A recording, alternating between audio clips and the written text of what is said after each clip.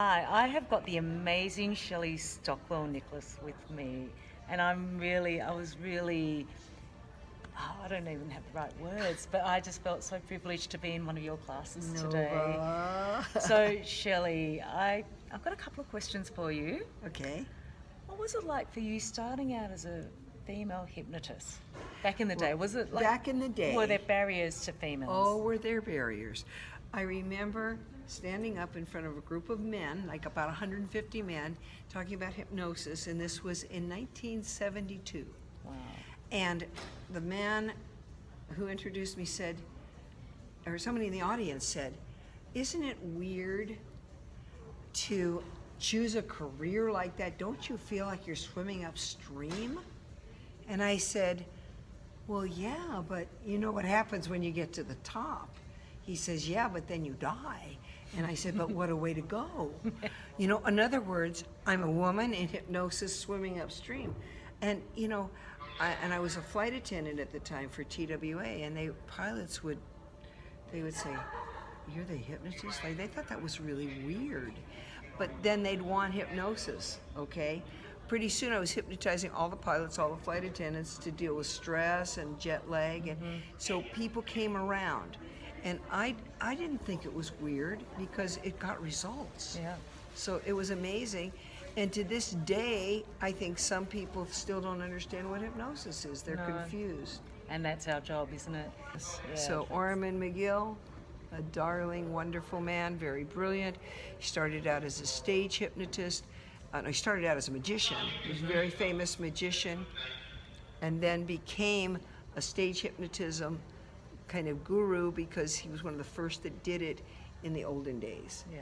And he was on Art Linkletter, which was a big television show doing stage hypnosis, and he was the hit of Art Linkletter. I mean, he really was. He was in movies and everything, and I met him as a peer, and we started teaching together. And I wrote 4 books with him, which was really fun because which I've just bought quite a few. Well, I learned from him, and I think he learned from me, believe it or not. I don't know why, but I'm more spiritually based. Yeah. He was very spiritual. Well, there's no end to learning, is there? Never. No. And then final question, mesmerism. I love mesmerism. Yeah. Ormond taught me mesmerism. And Mesmer was, of course, he was quite a showman, and he was quite flashy. And matter of fact, I have a book on a dictionary script book that I've written, not a dictionary script book, excuse me, Hypnosis, History, Mystery, and Mastery. And I talk a lot about Mesmer. But Mesmer loved the fame, he loved the glitz, he wore capes, he was flashy, very theatrical. music and, you know, tapestries, and, you know, he trained some of the most famous people in the day in the crowns of many countries. And I mean, he was a pretty charismatic character, but he understood telepathy, mental telepathy, and energy. Yeah.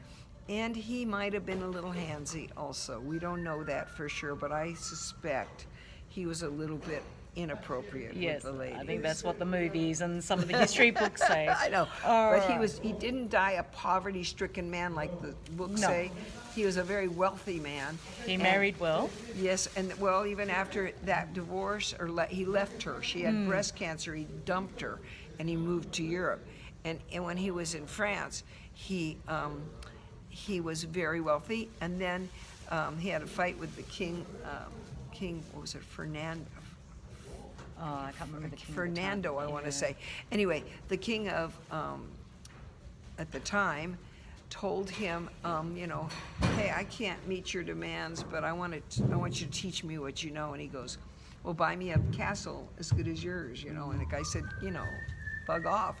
So he left, but he had other people who were teaching mesmerism, supposedly, and he always had a stipend from that. And when he did leave and he came back, he received all that money that had been collected. He was a multi-level marketer is what he was. He was very clever. All right. Well, thank you so much for your time, and have a wonderful rest of Hypnothoughts life. Thank you, Nova. Okay, It's a lovely to pleasure. meet you. Lovely to Thank meet you. you, honey. Bye-bye.